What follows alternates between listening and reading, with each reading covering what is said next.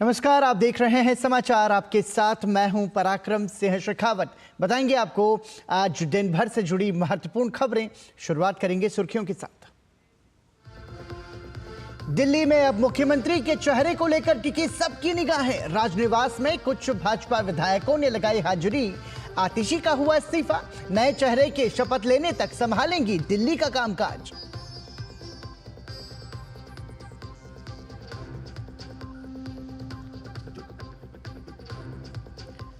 छत्तीसगढ़ के बीजापुर में सुरक्षा बलों ने 31 नक्सलियों को किया ढेर। 2 जवान भी हुए शहीद। केंद्रीय गृह मंत्री अमित शाह ने अदम्य साहस के लिए सुरक्षा बलों को दी बधाई। कहा, अगले साल 31 मार्च तक नक्सलवाद जड़ से होगा खत्म।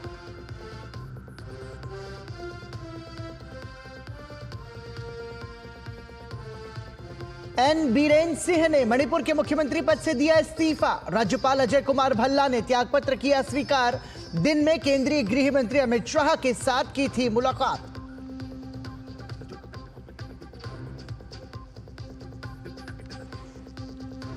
प्रधानमंत्री नरेंद्र मोदी कल परीक्षार्थियों के साथ करेंगे परीक्षा पे चर्चा।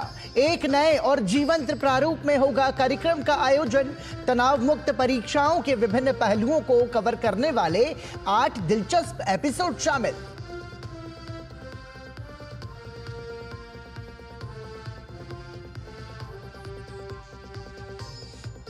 प्रधानमंत्री नरेंद्र मोदी कल फ्रांस और अमेरिका की यात्रा पर होंगे रवाना। फ्रांसीसी राष्ट्रपति इमैनुअल मैक्रों के साथ एआई एक्शन शिखर बैठक की करेंगे सह अध्यक्षता। अमेरिका में नवनिर्वाचित राष्ट्रपति डोनाल्ड ट्रंप के साथ करेंगे मुलाकात।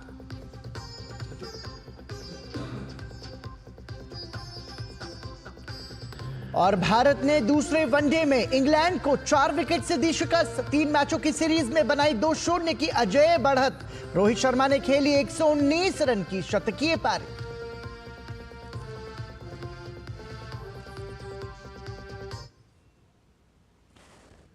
और सुर्खियों के बाद खबरों पर नजर डालते हैं विस्तार से। दिल्ली में चुनावी नतीजों के बाद राजनीति का सारा केंद्र अब राजनिवास पर आकर टिक गया है। कल तक दिल्ली की मुख्यमंत्री आतिशी को आम आदमी पार्टी के लोग कार्यवाहक मुख्यमंत्री बताया करते थे कि चुनाव के बाद तो मुख्यमंत्री केजरीवाल बनेंगे, लेकिन करारी हार के बाद आतिशी अब कार्यवाहक मुख्यमंत्री ही रह गई हैं। दिल्ली में अब सियासी हलचल तेज हो गई है। यह रिपोर्ट देखिए।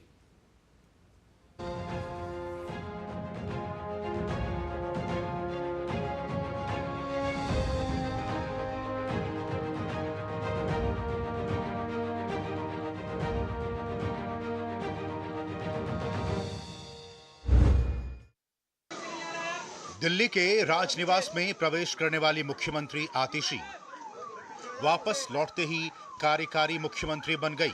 वे इस बार कालकाजी विधानसभा से निर्वाचित हुई हैं और उन्होंने अपना इस्तीफा उपराज्यपाल वीके सक्सेना को सौंप दिया है, जिसके बाद उपराज्यपाल ने नई सरकार के गठन तक उन्हें पद पर बने रहने को कहा है। गौरतलब है कि भारतीय जनता पार्टी दिल्ली में 48 सीटें जीतकर 27 साल बाद सत्ता में लौटी है। वहीं आम आदमी पार्टी को 22 सीटों पर जीत मिली। कांग्रेस इस चुनाव में भी एक भी सीट नहीं जीत पाई। आम आदमी पार्टी ने कहा है कि वे विपक्ष में बैठकर रचनात्मक विपक्ष की भूमिका निभाएगी। इस समय पर हम लोग ये जनादेश एक्सेप्ट कर रहे हैं जो ह्यूमिलिटी के साथ जो दिल्ली की जनता ने दिया। वी विल इंश्योर कि हमें कंस्ट्रक्टिव ऑपोजिशन का काम करें, बाकी की बात बाद में होगी। दिल्ली में चुनावी नतीजों के बाद राजनीति का सारा केंद्र अब राजनिवास पर टिक गया है। उपराज्यपाल विनय कुमार सक्सेना ने राष्ट्रीय राजधानी क्षेत्र दिल्ली की 7वीं विधानसभा को भंग कर दिया है। वहीं भाजपा के नवनिर्वाचित विधायकों का राजनिवास में हाजिरी लगाने का क्रम भी जारी है, जिसे वे शिष्टाचार मुलाकात बताकर एक रस्म निभा रहे हैं। लेकिन राजनीतिक पंडित ये भली भांति जानते हैं कि राजनिवास के सर्वे सर्वा से मुलाकात शिष्टाचार से कहीं आगे होती है। Just a courtesy meeting with the Honorable LG, that's all, nothing else. Nothing else. इस बीच दिल्ली में इंडी गठबंधन के एक साथ नहीं लड़ने को लेकर भी सिर फुटोव्वल सामने आई है। गठबंधन के नेताओं ने समन्वय नहीं होने पर एक दूसरे पर हमला बोला। आम आदमी पार्टी और कांग्रेस पार्टी दोनों की जिम्मेदारी है कि बैठकर सीट शेयरिंग या क्या करना है क्या नहीं करना उस बारे में बात करनी चाहिए थी एक दूसरे के साथ। आपने अलग अलग चुनाव लड़के दोनों हार गए। उमर अब्दुल्ला जी का जो बयान है, मैं उससे सहमत हूँ। हम भी यही कहते रहे कि लड़ते रहो और मोदी जी को भाजपा को विजय करते रहो। India alliance was a central idea. वो एक था कि केंद्र में हम एक वैकल्पिक सरकार की संभावनाओं के लिए हमने उसका गठन किया था। तब भी लोगों को पता था, सारी पार्टियों को, राज्यों में कई बार हम एक दूसरे के सामने होंगे। केरल, वेस्ट बंगाल। दिल्ली में भाजपा की प्रचंड जीत का जश्न दूसरे दिन और अन्य राज्यों में भी जारी रहा।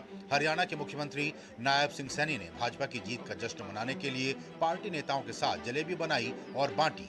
वहीं हैदराबाद में दिल्ली विधानसभा चुनाव में भाजपा के विजयी होने पर नामपल्ली में पार्टी कार्यकर्ताओं ने पटाखे फोड़कर जश्न मनाया। Bureau report, DD news. Delhi में चुनाव परिणाम आने के बाद भाजपा के विधायकों के बैठकों का दौर जारी है। नई सरकार के गठन की कवायद शुरू हो गई है। सबकी निगाहें इस बात पर टिकी हैं कि दिल्ली का अगला मुख्यमंत्री कौन होगा।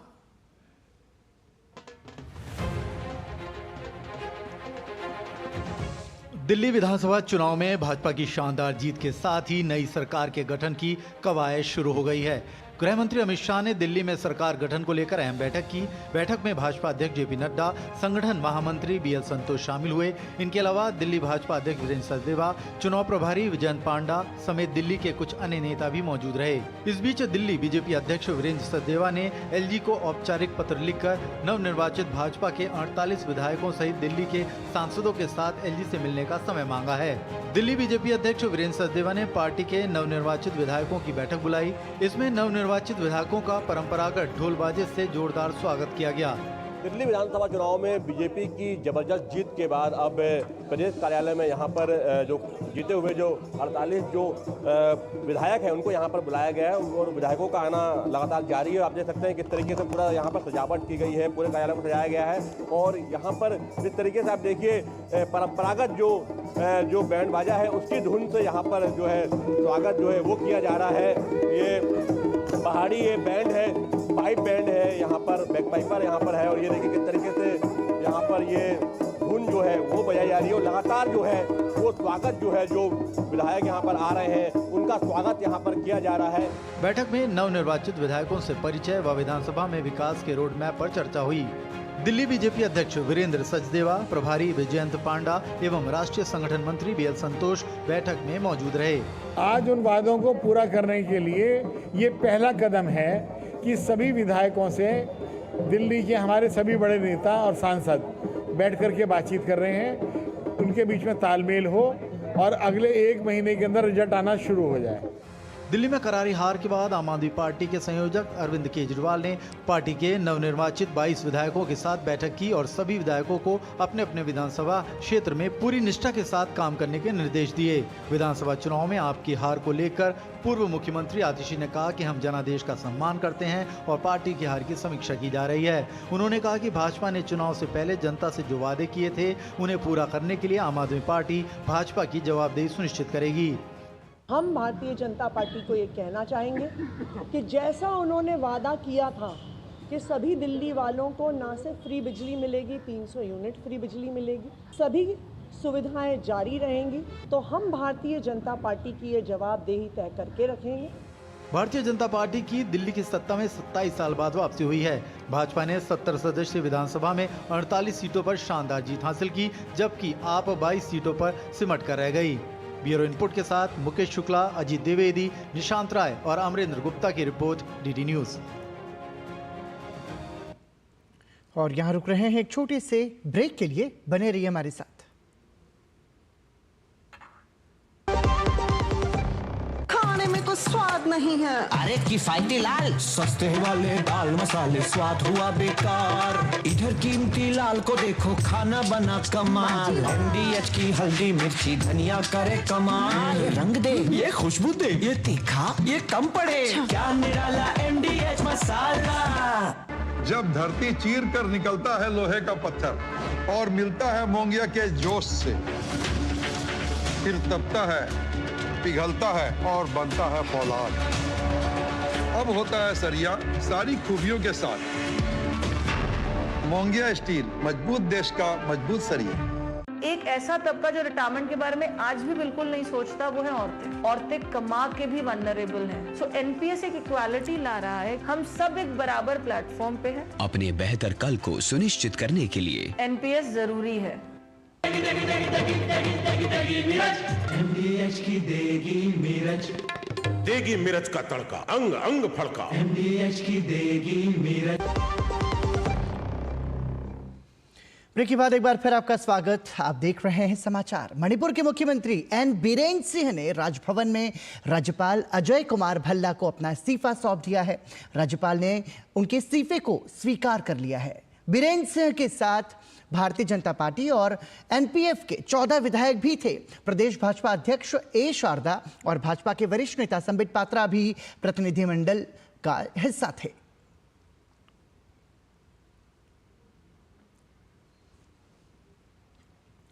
राज्यपाल से मुलाकात के बाद सिंह मुख्यमंत्री सचिवालय गए। उन्होंने राज्यपाल को लिखे अपने पत्र में कहा कि अब तक मणिपुर के लोगों की सेवा करना मेरे लिए सम्मान की बात रही है। मैं प्रत्येक मणिपुरी के हितों की रक्षा के लिए समय पर की गई कार्रवाई, हस्तक्षेप, विकास कार्यों और विभिन्न परियोजनाओं के कार्यान्वयन के लिए केंद्र सरकार का बहुत आभारी हूं।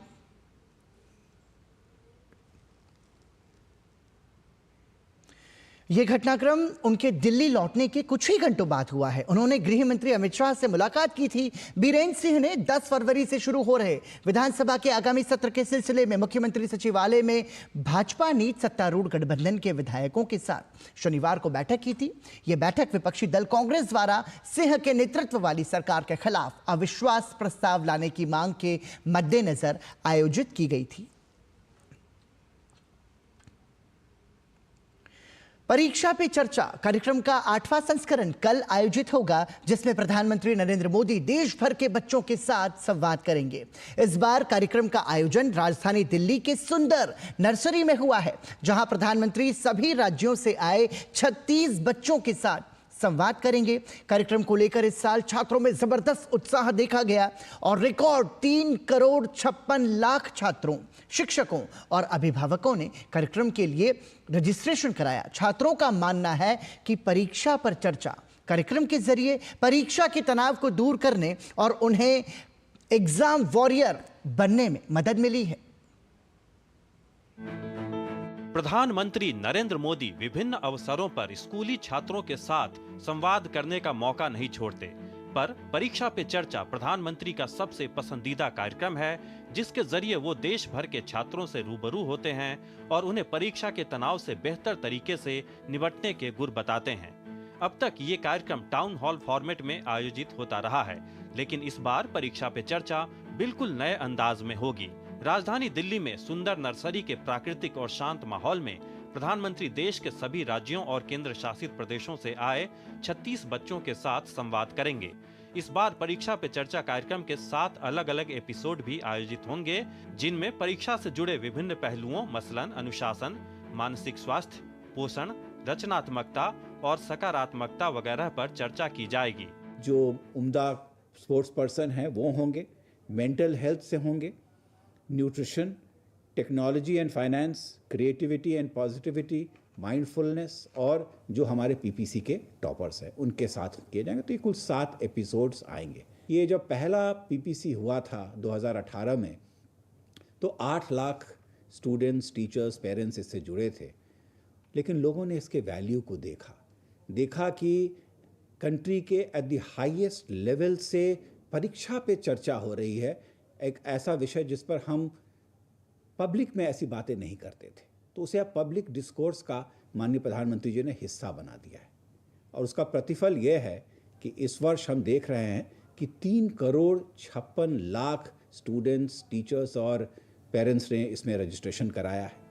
परीक्षा पे चर्चा कार्यक्रम के 8वें संस्करण के लिए छात्र बेहद उत्साहित हैं और उन्हें प्रधानमंत्री की प्रेरणादायी बातों को सुनने का बेसब्री से इंतजार है। माननीय प्रधानमंत्री जी अत्यंत सहजता पूर्वक परीक्षा जैसे गूढ़ गंभीर विषय पर सारगर्भित बातों से अवगत करवा देते हैं, जिससे छात्र निडर होकर उत्साह उमंग के साथ परीक्षा उत्सव में भाग लेते हैं। उम्मीद है इस बार भी हर बार की तरह परीक्षा में भाग ले रहे बच्चों के लिए ये टॉनिक का काम करेगा। कोई भी छात्र या छात्रा हो वो अपने जीवन के किसी न किसी पहलू पर परीक्षाओं से डरता ज़रूर है, उनसे घबराता ज़रूर है। और जब हमारे माननीय श्री प्रधानमंत्री नरेंद्र मोदी जी हमारे बीच आते हैं और हमारे मित्र की तरह उन सभी समस्याओं का समाधान हमें बताते हैं, तो वो सारा भय, वो सारी घबराहट कहीं उड़ सी जाती है। पीपीएससी एक प्रेरणादायक कार्यक्रम है जो सभी छात्र एवं छात्राओं को परीक्षा के दबाव से निपटने में मदद करता है। ये अनुभव मैंने अपनी 10वीं की बोर्ड परीक्षा में भी किया, जहां मैंने अपना आत्मविश्वास खो ही दिया था। वहां प्रधानमंत्री नरेंद्र मोदी जी के शब्दों ने मुझ में आत्मविश्वास दिया और यह समझाया परीक्षा एक केवल अंक नहीं है, बल्कि मानसिक शांति है और इसे हमें डट के सामना करना चाहिए। ये कार्यक्रम विद्यार्थियों के मनोबल को बढ़ाता है और उन्हें परीक्षाओं में मदद करता है। ये मैं इतने आत्मविश्वास से इसीलिए कह रहा हूँ क्योंकि मैं खुद काफ़ी इससे प्रेरित हुआ हूँ। जब मैंने प्रधानमंत्री द्वारा लिखित एग्ज़ाम वॉरियर्स पढ़ी और उनके पिछले सत्रों को सुना तो मुझे काफ़ी प्रेरणा मिली। परीक्षा पे चर्चा कार्यक्रम की शुरुआत 2018 में हुई थी, जो देश भर के छात्रों के बीच बेहद लोकप्रिय है। बच्चों में परीक्षा के तनाव को दूर करने, उनके सपनों को नई उड़ान देने और उन्हें एग्जाम वॉरियर बनाने में ये कार्यक्रम काफी मददगार साबित हुआ है। Nishant Saurabh, DD news, Delhi. प्रधानमंत्री नरेंद्र मोदी सोमवार से फ्रांस और अमेरिका की यात्रा पर जा रहे हैं। द्विपक्षीय संबंधों के लिहाज से दोनों ही देशों के साथ भारत के रिश्ते बेहद अहम हैं और ऐसे में प्रधानमंत्री की यात्रा काफी महत्वपूर्ण मानी जा रही है। डोनाल्ड ट्रंप के दूसरी बार अमेरिका का राष्ट्रपति बनने के बाद प्रधानमंत्री की उनके साथ ये पहली बैठक होगी। ऐसे में सभी की निगाहें इस बैठक पर भी टिकी हैं। प्रधानमंत्री नरेंद्र मोदी सोमवार से फ्रांस और अमेरिका की यात्रा पर जाएंगे।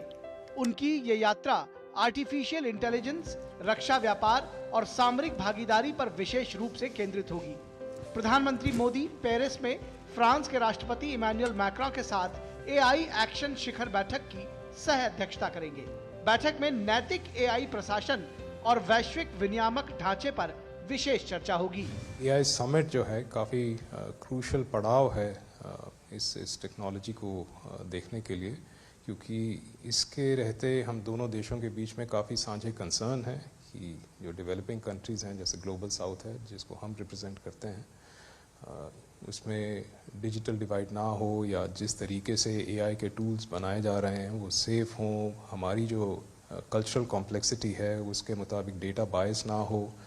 तो ये सारे कंसर्न्स हैं वो उभर के आएंगे। उसका गवर्नेंस कैसे हो ताकि सभी देशों की सहूलियत के लिए हो, उनके फायदे के लिए हो। फ्रांस के राष्ट्रपति के साथ बातचीत के एजेंडे में रक्षा सहयोग और आर्थिक संबंध प्रमुख रूप से शामिल हैं। प्रधानमंत्री मार्शा भी जाएंगे, जहां वे मजारगस वॉर सिमेट्री में प्रथम विश्व युद्ध में मारे गए भारतीय सैनिकों को श्रद्धांजलि देंगे। वे राजनयिक संबंधों को मजबूत करने के लिए नए भारतीय वाणिज्य दूतावास का उद्घाटन भी करेंगे। प्रधानमंत्री की फ्रांस यात्रा को लेकर वहां रह रहे भारतीयों में काफी उत्साह है। मोदी जी की अपनी पर्सोना उनका ऐसा है कि उनके स्ट्रैटेजीज, उनके जो पॉलिटिकल जो उन्होंने जो चीजें करी हैं फ्रांस के साथ में, I think we are very excited for everything. I mean we are happy with it. Modi ji आए और मुमकिन हुआ एवरीथिंग। आज हम प्राउड से कह पा रहे हैं कि यस, हम मोदी के देश से हैं। एक न्यू इंडियन कॉन्सुलेट मार्सेई में बनाई जा रही है, जो कि अपने आप में दर्शाता है कि किस तरह से भारत और फ्रांस का जो रिश्ता है वो और गड़ा और बहुत मजबूत होता जा रहा है। मोदी जी आ रहे हैं, हमारे को बड़ी खुशी हो रही है।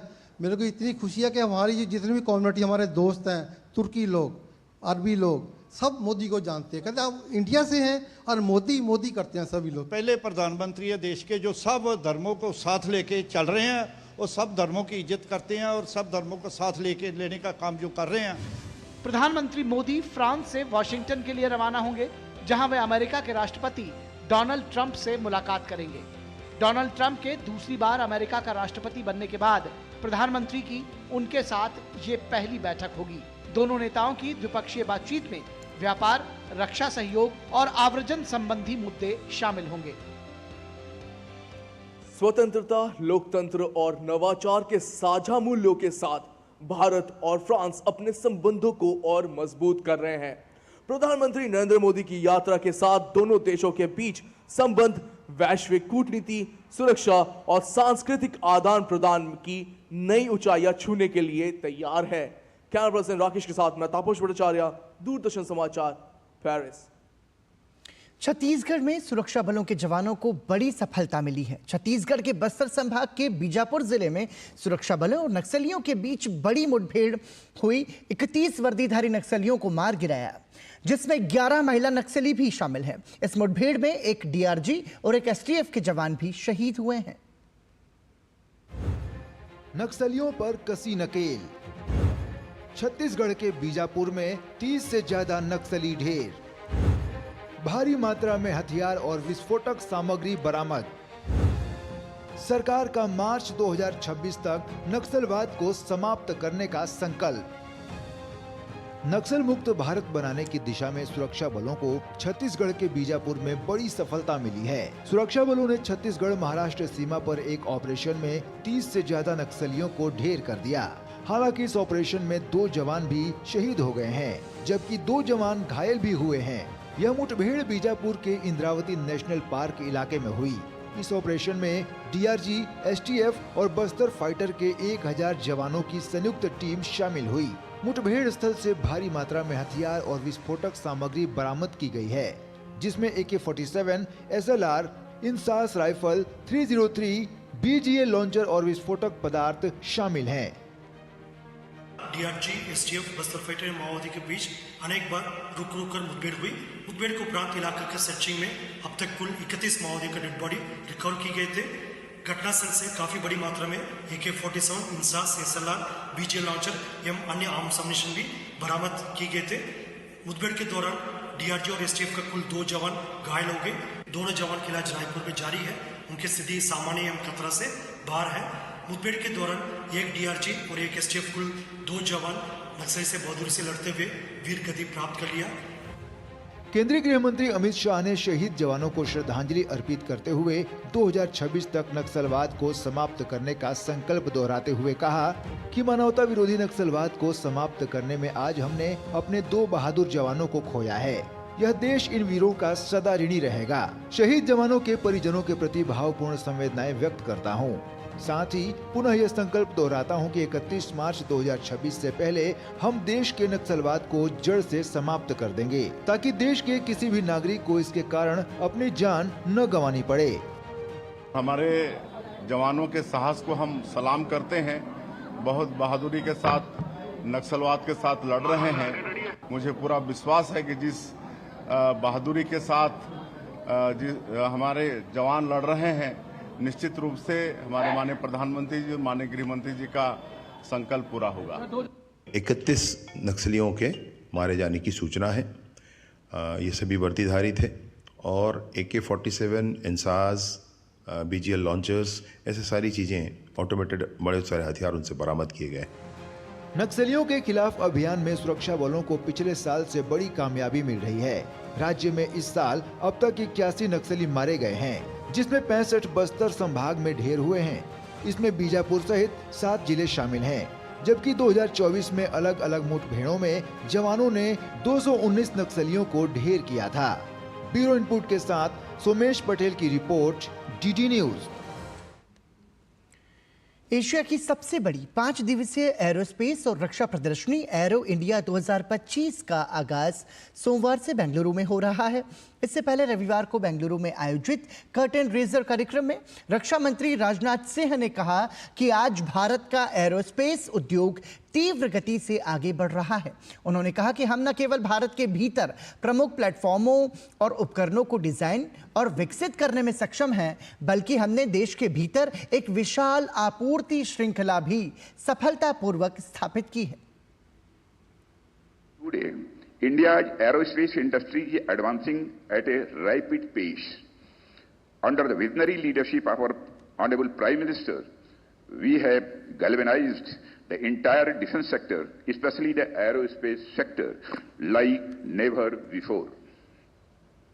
Today, we are not only capable of designing and developing major platforms and equipment within India, but we have also successfully established a vast supply chain within the country. We have taken a firm resolve to manufacture fifth generation fighter aircraft within the country. These achievements, which once seemed unimaginable, are now turning into reality. रक्षा मंत्री ने रक्षा क्षेत्र में निजी भागीदारी की भी सराहना की। Well considered and well developed plan, we have actively worked to empower the private sector in the defense and aerospace industry. Today, India has a thriving private defense industry that has firmly established itself and is making significant contributions to our national security. Rajnath Singh ने कहा कि इस कार्यक्रम में 90 से अधिक देशों के प्रतिनिधि हिस्सा ले रहे हैं, जो कि एरोस्पेस और रक्षा क्षेत्र में भारत के बढ़ते वैश्विक विश्वास का प्रमाण है। This edition has exceeded all our expectations. This event features participation from over 900 exhibitors, including around 150 foreign exhibitors, with representatives from more than 90 countries. This grand gathering stands as a testament to the growing global confidence in India's aerospace and defense capabilities. भारतीय वायुसेना प्रमुख AP Singh और सेना प्रमुख general Upendra Dwivedi ने एक साथ एक ही लड़ाकू विमान में उड़ान भरी। वायुसेना और थल सेना प्रमुख ने स्वदेशी लड़ाकू विमान तेजस में ये उड़ान भरी है। ये पहला अवसर है जब दोनों सेनाओं के प्रमुखों ने एक साथ स्वदेशी लड़ाकू विमान में उड़ान भरी है। तेजस देश में ही बना single engine light combat aircraft है। इस दौरान वायुसेना प्रमुख पायलट और थल सेना प्रमुख को पायलट सीट पर देखा गया। एरो इंडिया की शुरुआत से ठीक एक दिन पहले सेना प्रमुखों की इस संयुक्त उड़ान से विश्व के प्रभावशाली देशों में भारतीय सेनाओं के मिलकर काम करने, प्रगति और बढ़ती ताकत का संदेश गया है। यह ऐतिहासिक उड़ान तेजस लाइट कॉम्बैट एयरक्राफ्ट के 2-सीटर ट्रेनर वर्जन में बेंगलुरु के यलहंका एयरबेस से भरी गई। जो आज की उड़ान हमने भरी है, ये बहुत ही उमंग भरी थी। और जैसा कि आपको पता है कि एयर चीफ साहब भी हमारे कोर्समेट हैं और हम दोनों 1981 से साथ में हैं। इरादा था कि अगर एयर फोर्स में जाऊंगा तो फाइटर पायलट बनूंगा। आज वो फाइटर पायलट का सपना पूरा हुआ और जिस तरह से साहब ने मुझे ऊपर ले जाकर जो एक्टिविटीज़ कराई, एक्रोबैट कराए, उससे यही लगता है कि आज मैं कह सकता हूं कि एयर चीफ मार्शल साहब मेरे गुरु भी बन गए हैं। और ये एयरफोर्स और आर्मी का जो एक आपसी संबंध है वो और प्रगाढ़ बनेगा। हम एक दूसरे को बहुत अच्छे से समझेंगे क्योंकि हमने हर लड़ाई आगे आने वाले दिनों में एक साथ लड़नी है। I think there is no difference. What he said is my, what I want to say, my feelings. So amazing. It was amazing. He was on controls for half the flight, and he was doing very well. केंद्रीय rail मंत्री अश्विनी वैष्णव बिहार दौरे पर हैं। यहां उन्होंने बेतिया और Kumarbagh station के बीच नवनिर्मित रोड ओवर ब्रिज का उद्घाटन किया। इस पुल का निर्माण 103 करोड़ की लागत से किया गया है। इसके शुरू हो जाने से स्थानीय लोगों को जाम से बड़ी राहत मिलेगी। इस दौरान केंद्रीय मंत्री ने कहा कि अगले 5 साल में रेलवे का 3 गुना रफ्तार से विकास होगा। तीसरी टर्म में जो आप सबने ऐतिहासिक जीत दी है मोदी जी को, उस तीसरी टर्म में 3 गुना ज्यादा मेहनत करनी है और इसके लिए आप विश्वास रखो, चाहे रेलवे लाइन की डबलिंग का काम हो, चाहे नए स्टेशन बनाने का काम हो, चाहे नई गाड़ियां चलाने का काम हो, इन 5 वर्षों में आप देखोगे रेलवे का मोदी जी पूरी तरह से आमूलचूल परिवर्तन करके रखेंगे। एक नया रेलवे आपके सामने दिखेगा। और आइए बात करते हैं दिव्य और भव्य महाकुंभ की।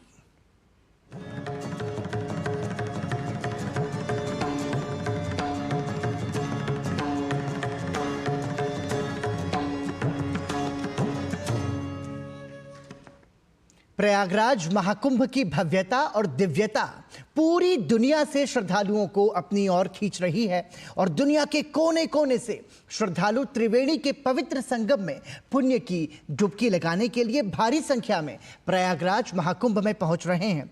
रविवार 9 फरवरी की शाम 6 बजे तक 1 करोड़ 42 लाख श्रद्धालुओं ने स्नान कर लिया था। महाकुंभ के शुरू होने से अब तक की बात करें तो आज तक 42 करोड़ से ज्यादा लोग संगम में आस्था की डुबकी लगा चुके हैं। महाकुंभ में बड़ी संख्या में आ रहे श्रद्धालुओं को देखते हुए परमार्थ निकेतन के अध्यक्ष स्वामी चिदानंद सरस्वती ने भी कहा कि महाकुंभ मेला 2025 में भाग लेने के लिए बड़ी संख्या में लोग आ रहे हैं।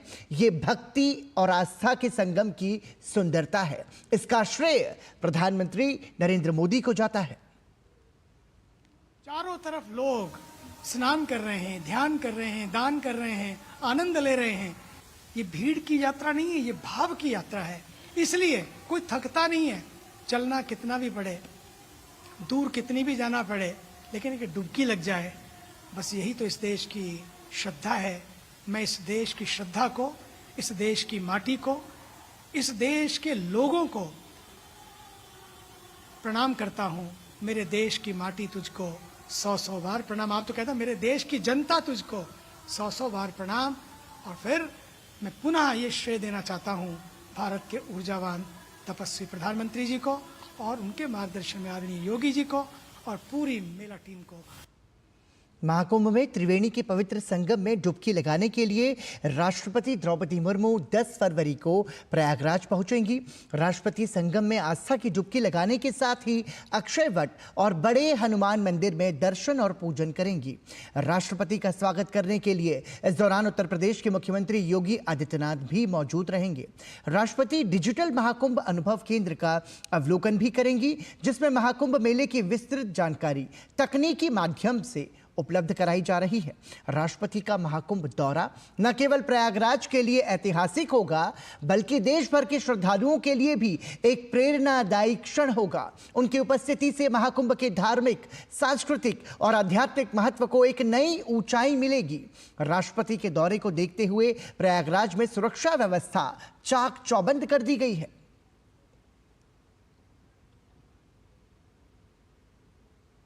उत्तर प्रदेश के प्रयागराज में दुनिया का सबसे बड़ा धार्मिक, आध्यात्मिक और सांस्कृतिक आयोजन महाकुंभ 2025 चल रहा है। सनातन धर्म के समृद्ध संस्कृति के इस विशाल उत्सव में देश दुनिया के करोड़ों श्रद्धालु संगम में आस्था की डुबकी लगाने पहुंच रहे हैं। इसी कड़ी में उत्तराखंड के मुख्यमंत्री पुष्कर सिंह धामी भी परिवार संग प्रयागराज पहुंचे। उन्होंने यहां ज्ञान महाकुंभ में भी हिस्सा लिया। उन्होंने दिव्य और भव्य महाकुंभ की प्रशंसा करते हुए कहा कि शिक्षा के प्रचार प्रसार के लिए इस ज्ञान महाकुंभ का आयोजन किया गया है।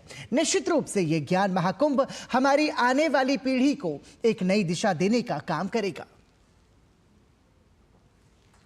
शिक्षा के प्रचार प्रसार के लिए इस ज्ञान महाकुंभ का आयोजन किया गया है।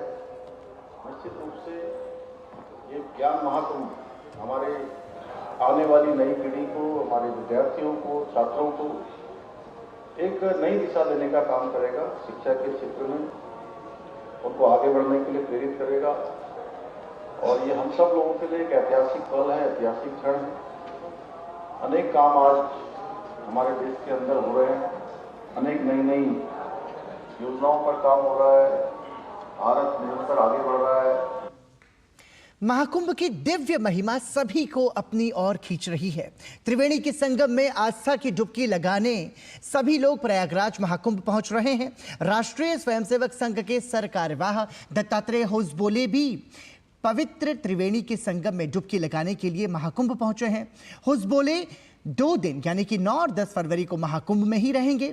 महाकुंभ पहुंचने के बाद दत्तात्रेय होसबोले ने कहा कि महाकुंभ कोई मनुष्यों की भीड़ नहीं, ये श्रद्धालुओं का अद्वितीय संगम है। सनातन संस्कृति का ये मात्र मेला नहीं, संकल्प का महापर्व है। नई पीढ़ी में हिंदू धर्म, संस्कृति का महत्व और आचरण का आग्रह सभी को करना चाहिए। समाज की सज्जन शक्ति, संत शक्ति और शासन शक्ति तीनों के समन्वित प्रयास से ही धर्म, संस्कृति और समाज का रक्षण, संवर्धन होगा।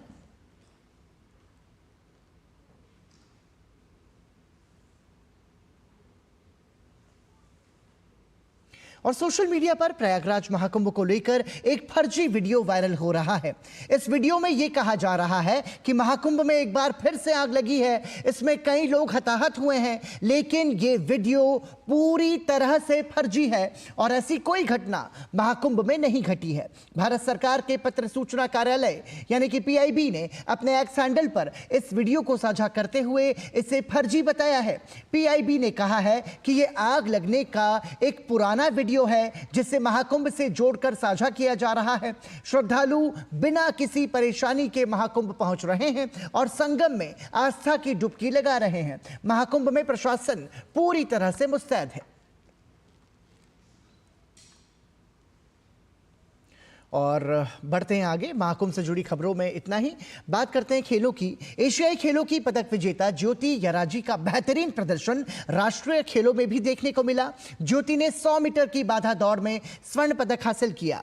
ज्योति के मुताबिक राष्ट्रीय स्तर पर आयोजित होने वाली ये प्रतियोगिता बेहद उपयोगी है। इसके साथ ही उन्होंने कहा कि अंतर्राष्ट्रीय स्तर पर मिलने वाला एक्सपोजर उनके आत्मविश्वास को बल देता है। ज्योति याराजी से खास बातचीत की हमारे संवाददाता गौरव कुमार ने। ज्योति याराजी वो धाविका हैं जो भारतीय एथलेटिक्स के लिए एक वरदान साबित हुई हैं और राष्ट्रीय खेलों में भी उनकी चमक देखने को मिली है। ज्योति, इस राष्ट्रीय खेल में भी आप स्वर्ण पदक के साथ सामने आई हैं, क्या कहेंगी अपने परफॉर्मेंस को लेकर के, और जो पिछला परफॉर्मेंस था उससे कितना बेहतर इस बार रहा आपका? बिफोर नेशनल गेम्स इतना मैं फिट में नहीं था क्योंकि तो एंड ऑफ द ईयर, सो मैंने थोड़ा रेस्ट लेने के लिए कोशिश किया था, but still I performed okay. But this season is very good. भारतीय एथलीट कम्पीट कर रहे हैं, खासतौर से जिस तरह से आपने अभी फ्रांस में जो एलिट हुआ था इंडोर, उसमें अपना परफॉर्मेंस दिया था, तो जितना एक्सपोजर मिल रहा है इसका कितना फ़ायदा मिल रहा है? मेरे को बहुत बड़ा रिक्वेस्ट है कि स्टेट गवर्नमेंट से मेरे को इतना अच्छा सपोर्ट मिला, तो सो मैं और आगे बढ़ सकती हूँ, मेरे टारगेट को रीच हो सकती हूँ करके सोच रही हूँ। और आपने जो पूछा कि फॉरेन कॉम्पिटिशन्स बहुत ही इम्पोर्टेंट है सर, ताकि वो हमारा कॉन्फिडेंस बहुत अच्छा बढ़ा सकते। जब भी हमने एशियन चैम्पियनशिप, एशियन गेम्स को जाके कम्पीट करते हैं, इट्स लाइक अ सेम। आपका यहाँ से नेक्स्ट टारगेट क्या रहने वाला है, किस तरह से, क्योंकि कहीं ना कहीं एशियन गेम्स पे तो नज़र होती है, लेकिन उससे पहले जितने इवेंट होते हैं उसको किस तरह से आप कम्पीट करने की तैयारी कर रहे हैं?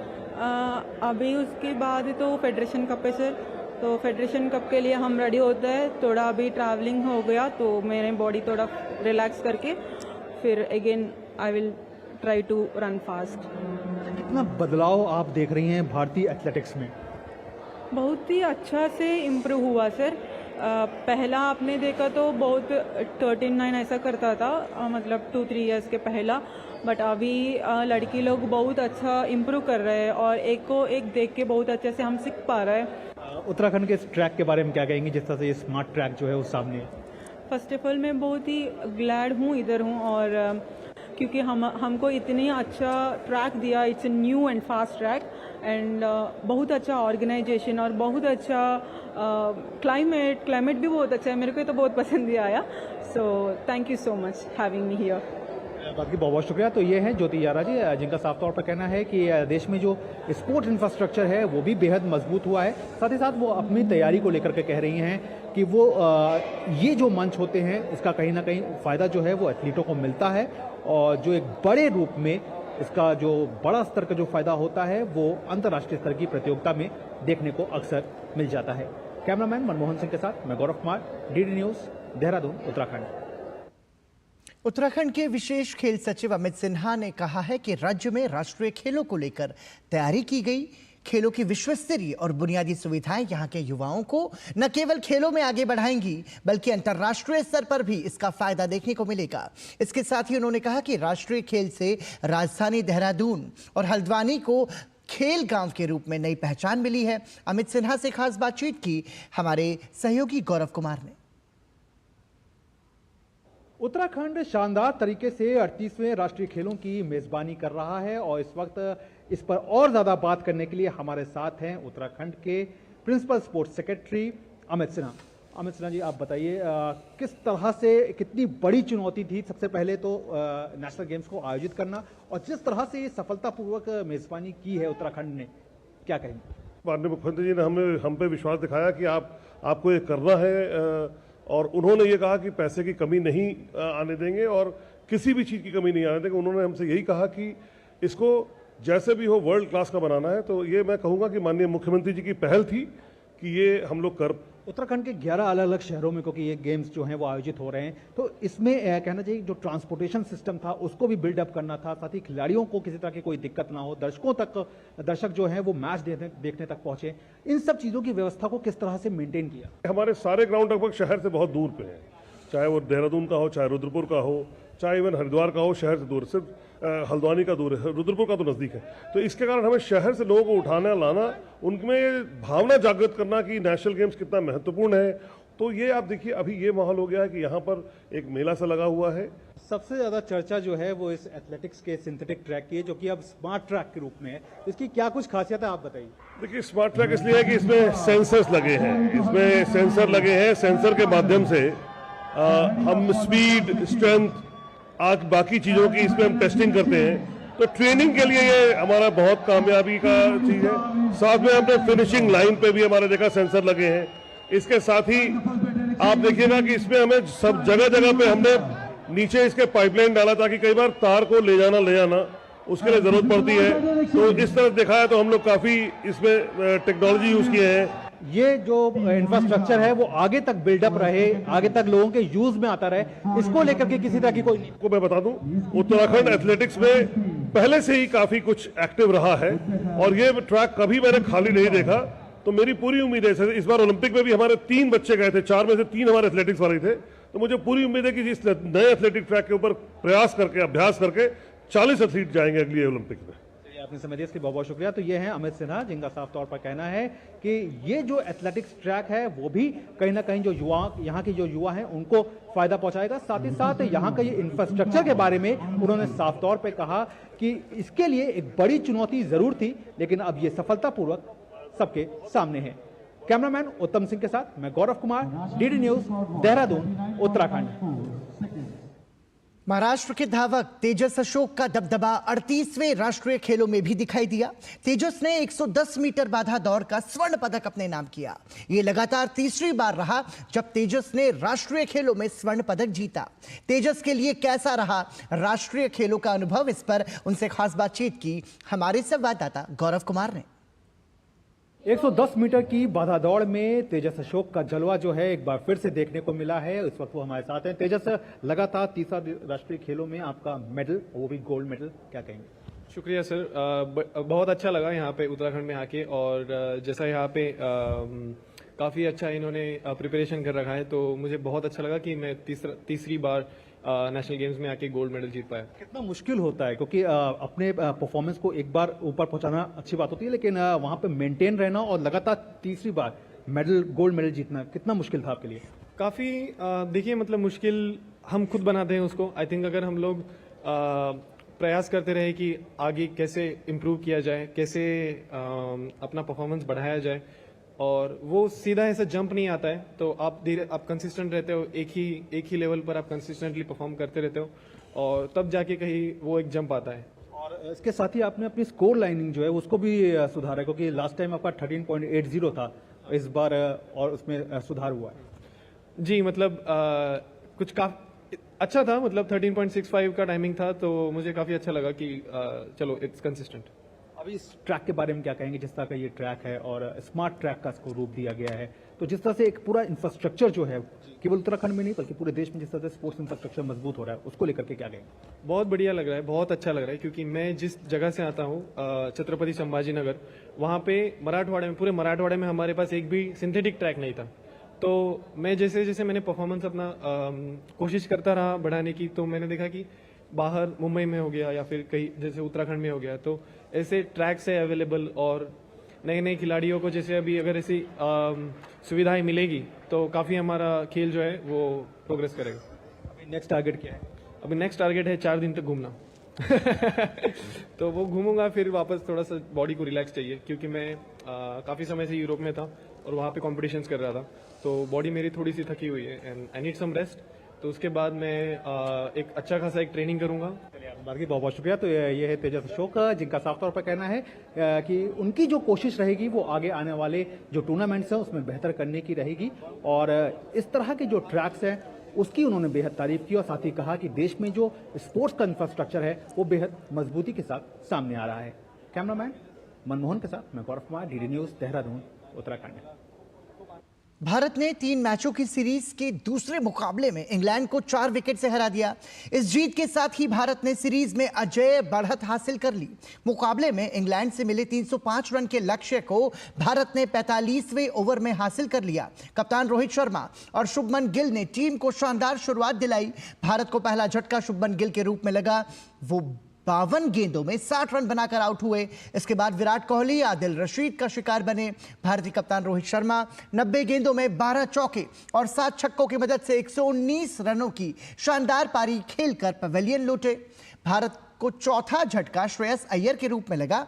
उन्हें बटलर ने आउट किया। केएल राहुल और हार्दिक पांड्या 10-10 रन बनाकर आउट हुए। इससे पहले इंग्लैंड ने टॉस जीतकर पहले बल्लेबाजी करते हुए 304 रन बनाए। भारत को पहली सफलता डेब्यू कर रहे स्पिनर वरुण चक्रवर्ती ने दिलाई। वरुण ने सलामी बल्लेबाज फिल सॉल्ट को आउट किया। रविंद्र जडेजा ने बेन डकैत को आउट कर इंग्लैंड को दूसरा झटका दिया, जबकि हर्षित राणा ने हैरी ब्रूक को शुभमन गिल के हाथों कैच कराया। हार्दिक पांड्या ने जोस बटलर को आउट कर इंग्लैंड को चौथा झटका दिया। रविंद्र जडेजा ने जो रूट को आउट कर भारत को 5वीं सफलता दिलाई। जडेजा ने जैमी ओवरटन के रूप में अपना तीसरा विकेट लिया। मोहम्मद शमी ने एटकिंसन को आउट कर इंग्लैंड को 7वां झटका दिया। इसके बाद लिविंगस्टोन 41, आदिल रशीद और मार्क वुड सस्ते में ही पवेलियन लौट गए। अमेरिकी राष्ट्रपति डोनाल्ड ट्रंप ने रूसी राष्ट्रपति व्लादिमीर पुतिन से बातचीत की है। न्यूयॉर्क पोस्ट की रिपोर्ट के अनुसार ट्रंप और पुतिन के बीच फोन पर हुई बातचीत में यूक्रेन युद्ध खत्म करने के बारे में चर्चा की गई है। ये 2022 के बाद व्लादिमीर पुतिन की किसी अमेरिकी राष्ट्रपति के साथ पहली बातचीत है। हालांकि डोनाल्ड ट्रंप ने इस बारे में ज्यादा जानकारी नहीं दी है। डोनाल्ड ट्रंप ने अपने चुनाव अभियान के समय से ही यूक्रेन युद्ध खत्म कराने की बात की। पिछले हफ्ते भी ट्रंप ने कहा था कि ये युद्ध रुकना चाहिए। ये बातचीत इसी दिशा में एक प्रयास माना जा रहा है। और इसी के साथ ही समाचार में अभी के लिए इतना ही, लेकिन देश और दुनिया की बाकी बड़ी खबरों के लिए आप देखते रहिए डीडी न्यूज़, क्योंकि ये भरोसा है सच का। नमस्कार।